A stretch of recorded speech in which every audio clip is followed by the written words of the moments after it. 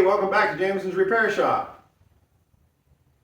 Today, I fully intended on working on the convertible over here. However, when I went to start this hardtop, the 65 hardtop, the starter is packing it in. So I need to be able to move this car around without having a lot of issues, and it took me quite a bit to get it started. It's getting cold out now. It's very windy. It's sunny, but it's very windy and cold here in Saskatchewan. Starting to get down to around freezing point, and I didn't want to work on this outside, so I did get it started, so I put it inside. So today, or this video here, I'm going to change the starter out. I know to you seasoned car enthusiasts, vintage car owners, that's not a big deal. Changing a starter out is just an everyday thing, pretty much. Everybody's done it a few times. However, I was looking at some of the comments I've been getting on some of my repair videos, and it occurred to me that there's quite a number of people out there, not necessarily younger people, but people that are getting into vintage cars, or they just have an old car that's what they rely on every day for their driver. And they don't really have a lot of experience on changing starters or anything like that. So I thought, well, I'll be changing the starter anyway on this old 65 Thunderbird. But why not video it, put it out there, maybe someone can get some help from it. I know the older, or not the older, but the more seasoned, like I said, owners, they'll find this is not really a video for them. This is for someone just starting out. You say you just bought yourself a vintage car or a car that you're relying on. Mind you, this is going to be pertaining to this particular model, but most of the rear-wheel drive cars with the inline engine, there's not too much difference in them. Like some are, the Chevys bolt up from the bottom, the Fords come in from the side, Dodge have their thing too. But if you've never changed a starter before and you just got one of these cars and you don't need to get it moved around, and generally these starters, when these cars are parked, there's always something wrong with them, and a lot of times the starters don't work that great.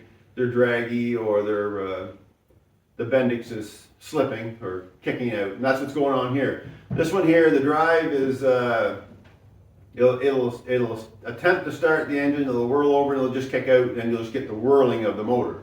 So the drive's gone in the starter. Now, I don't have a new starter to put on it right now. I did send into the city, Saskatoon, a starter with my wife off of the convertible, off this car, because I have the engine out. So I grabbed it, and I sent it into Phoenix Starter and Alternator on 20th Street in Saskatoon. Daryl and Colleen Brown are the owners of that business.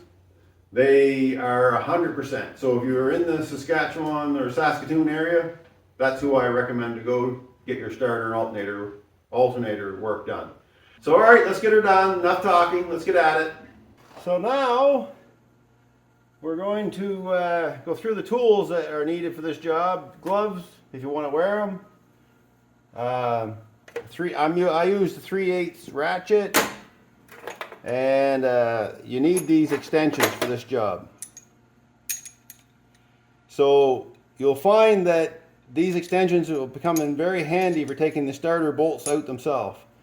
And you'll find that the long extensions for the upper bolt will go right underneath the manifold, but I'll show you that in the video. And then you can use the shorter ones to get at the other starter bolts if you so choose. If you don't want to use extensions on the other ones, you can use a wrench. I use a wrench a lot of times, but you will need these extensions and a 1/2-inch socket with the ratchet or a breaker bar of some sort for the upper bolt. It's very difficult to get at with a wrench, so you're better off to using these extensions, and I'll show you in the video where it is. You'll need a 5/8 wrench for taking off the cross brace underneath. On the right side cross brace, you'll have to drop one bolt off, the outer bolt, drop it out altogether, loosen the middle bolt, or the toward the center, and swing the arm out of the way, because that's how the starter will come down through. And most importantly of a job like this is, of course, the jack, because you are going to have to go underneath the car, and the jack stand is the most important part. And the jack stand absolutely must be on solid ground. Never go under a car on a jack stand or a jack. Never go under a car with just a jack anyway. That's a very bad habit to get into. But to get on support it with a jack stand, it has to be on solid ground and as level as you can get it. Good, solid, even ground. I can't stress that enough. These cars are not even about 4 inches off the ground, and I don't know of any adult humans that will live if a car, even with the tires, the wheels on the car, this type of car, if it falls off the jack stand, that you would survive without serious injury. We'll leave it at serious injury, but I suspect it'll be worse than serious injury. So that's the most important part of this job, is getting that car supported properly. It's good solid ground, not on grass, not on muddy, soft, muddy ground. It has to be solid ground. And until you can do that, don't go under it. That's just my advice. I wouldn't recommend it to anybody, not even for a few seconds. So anyway, let's get into the job. And the first thing we'll have to do is disconnect the power, but we'll go through that. All right, so now that the battery cable has been disconnected, come on over here. I see a price tag fell down in there. I don't know how that got in there. The wind, it was been so windy around here lately. It could have been blown up from anywhere. On these 390 engines, the starter is right down there. I don't know if you can see that pointed out. That's the starter, just right beside the exhaust pipe. And you can get the top 2 bolts from the top, and there's a bottom bolt that is easier to get from the bottom, and also the power cable is easier to get from the bottom. So what we're going to have to do here is we're going to have to jack up the car a little bit, because I'm too fat to get under without jacking it up. So let's go do that, and I'll explain some things around that. All right, so now I've jacked it up, and I'm using this structure right here. There's a support structure that goes through. This is the lifting pad area on these cars. If you had it on a hoist, this is where you would put your hoist pads. This is where the torque box is, front torque box. Now, all the models are going to be a little different. A lot of the newer cars, there's a scissor jack goes right on the pinch weld here. Find out where you can lift safely on them. A lot of times, some of the front end suspension parts can be lifted on where they join to the body. It's reinforced. On this one, because the jack is where I need to be, I put the jack stand under where the lower control arm meets the body. That's a heavy structure there, so it's not going to collapse or anything, and that's what you're looking for. If your car's rusty, make sure that you have a good solid place to put your jack. Don't just put it up in there, or your jack stand and your jack. Don't just put it up there and wish for the best. You got to find solid ground to work with, and on level ground or reasonably level ground. And when you're using jack stands, and if you're outside, don't just set the jack stand on the mud. Put some planks under it, not plywood, not cheap MDF or anything like that. Get some real good wood boards, 1 inch or 3/4 or better, to give it some displacement of the weight. Because those jacks, if you're under there and they start sinking, this car falls off the jack stand, you're toast. And this is not something to fool around with. It's important to understand that. These need to be on really good solid base. And this is not safe to work under. All right, now that everything's all secure and safe to be under, you get a 1/2 inch, 3 bolts that are 1/2 inch holding this starter on. I'll get the one from the bottom quite easily. And then you have, I'll get this out of the way. It's a little bit tight here. This cross member, I may take it off and spin it out of the way. Well, I'll see, because I might need it off to get the starter out, which is probably the case. So I might just as well do it right now. But anyway, it's 1/2 inch for the starter bolts. There's 3 of them. 1, 2, and the other one's on the top. And then there's the 1/2 inch, and I already started this. It's a 1/2 inch. Oh, dropped the phone. Whoops, so we dropped the phone. Sorry about that, guys. So it's a 1/2 inch nut holding the power cable on. All right, they're 5/8. So I took this bolt right out on this end of it. And here's the brace now. It's moving, and I loosened up the other end enough to give you clearance to go around underneath the steering linkage. So just swing it up out of the way. And now we can get up back up here with our 1/2 inch stuff and get it off. So I'm going to try to do this with one hand and one hand on the camera, but it's not so simple.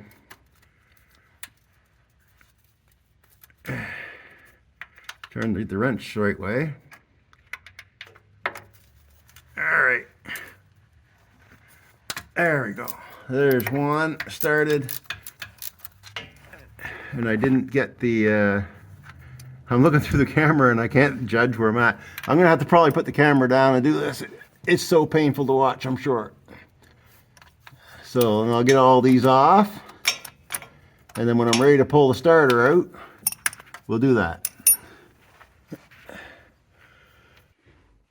All right, back up top. And I was saying there's 2 bolts up there. Normally there are. And I'll see if I can get you down in here. Normally there's 2 bolts up here. But I noticed someone made the job easy for me. They didn't put the bolt back in there. So I only have the 1 bolt left to take out. But I'm going to have to go get one of my starter bolts for there. I don't like that. So anyway, I'll get this bolt out. All right, a little tip here. Don't take the bottom one out all the way if you find your upper bolt's missing. And if you're planning on bringing it out the bottom, yeah, leave the bottom bolt in. Also, this bolt here, if you have a universal and a 1/2 inch, it would be a little easier to get on than a wrench. Now you can do it with a wrench. I did this one with a wrench, but these weren't in hard. But if you're having problems getting them started, get yourself a universal and a 1/2 inch socket, and you can get a better angle at it. But for now, I don't have a top bolt to take out. It's done. So now I take the bottom bolts back out while holding the starter. Now these starters aren't heavy, but they aren't light either. So just watch your fingers, because you can pull it out and it'll drop and pinch your fingers against some of the structure here. So you just be careful of that. So again, I'm not going to be able to video this and take it down at the same time because I'm not going to have room. I only have so much I can do with one hand. All right, so I'm going to stop you and I'll get the starter down. All right, so the starter's off. She's sitting right there. So what I did, I pulled the starter back over this drag link, back over it, rested it on it, turned it with the nose down so it's standing straight up, but the front of the starter, this part, is pointing toward the floor, and it'll come down right through this hole right here. All right, so this is the starter I just took off. This is the starter I'm going to put on temporarily. Now you'll see how loose this drive was. I said before, it spins backwards easily. Now they do spin, they allow that, so if the engine starts with the starter engaged, it just spins. It's this direction that the clutches work. But these clutches are not good in there. And this whole thing is pretty loose, and the drive is chewed up. You can buy these and replace them separately, but I've been pricing these out, and they cost almost as much as a rebuilt starter, just the drive. So really, If you can find a trustworthy rebuild shop like I have, Phoenix starter and alternator, I trust them. I know they're going to do an excellent job on the starter. So to me, it's better off to spend the money and have them do it than waste it on a drive and then the whole rest of it is garbage. Or it needs to be rebuilt and you didn't do it. This one here, this starter, it's not perfect, but I only need it just until I get the new starter to move this car around. Now, again, they do turn this way. This one isn't spinning like the other one. Like you'll see the other one will just spin. I'll show you. Like that. And this one is still is relatively tight, but they do spin anyway, but they shouldn't be that loose. And the end play in the actual drive itself is there's a little bit in this one, and there's going to be some, but this one here is, the light's on there. This one is like rattling. And this drive here is not chewed up. So, and this one here is, okay, I think I'll pull it out. There's something else going on with this because this shouldn't be sticking out quite that far. That's probably why this is chewed up. This is not setting back. This is not going back in as far as it should like this one. So there's something happening in there. So what there is, there's an arm that when the ignition is turned on, power goes through the system, starts the electric motor, and at the same time pulls down this arm like a mag lock. It pulls it down, pushes the drive out, starts the car, and then when you let off the ignition, it all goes back. This one doesn't appear to be going back all the way. I don't know why. I'm not going to worry about it. The starter is going to go for a rebuild at some point when I need it for the convertible. Or this one maybe. I'm not sure. I'll have two extras. And I'll have the rebuild on the engine, this engine here, the new one. So that doesn't matter. So this one's in much better shape, even though it's not perfect, but it's in better shape. So let's get her on. I'll clean up around the bolt pattern area. So you don't want any dirt or anything in around here. Keep it as clean as you can keep it. This one I'm not too worried about. I'll set it aside. I'm going to clean up the mating surface for this underneath on the bell housing. These bolt into the bell housing, not the block. So if you have one of these engines out on the ground and you need to start it, you need to put a bell housing on to bolt to. Anyway, that's pretty advanced stuff. But let's get this one on and we'll call it a day. And also, I just wanted to look at this before. I just noticed this. Look how much end play is in this starter. The bushing's completely gone in it. There was never any... there's something funny with this one. It doesn't matter. It's coming off. It's off. But look at the end play in that. That's no good. That's a bad starter. There's a bushing can be replaced and this can be rebuilt. She's not done, but it's not good the way it is. And this one here, there's very little end play. So relatively tight starter. Not so tight starter. All right, let's get at her. All right, another little tip here on these 390 engines. You'll see the socket down there on the upper bolt. Now, when I took the starter off, there was no upper bolt. So when I went to put it back on, then I had remembered how you get that on. It's very difficult to get it in there with a wrench or anything. So you have a socket, and this will the same as getting it back off, or taking it off as well as putting it on. So you have your socket, and then you have long extensions that go right up underneath the manifold. And you'll see where my ratchet is down in here. See the ratchet? Now I could have had another piece of extension on, so I could easily get at it from out by the alternator here. But this worked fine. And just snug it up. And then you can pull this right back out again, even if you have to take it apart. Like so. These long extensions are very handy. Now this one here is in segments. So I'll break it apart. And I'll bring up one piece. And bring the rest out. Like that. And that'll do it right there. And that'll make your life so much easier on that top bolt. And I recommend doing this with the engine cool, because you're handling areas that could be very hot if the engine had recently been running. So anyway, there the starter bolts are back on. I'm going to go back underneath and I'm going to hook up the power to it, and then I'll hook up the power cable to there, to the starter, and then I'm going to hook the battery back up and we'll see if it starts. Alright, I got her all back on. I got the battery reconnected.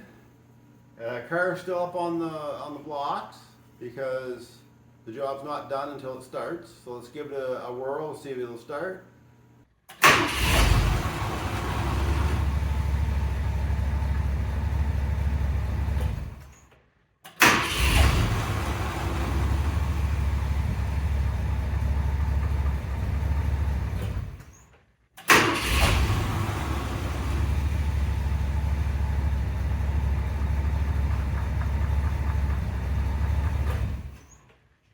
Well, there you have it.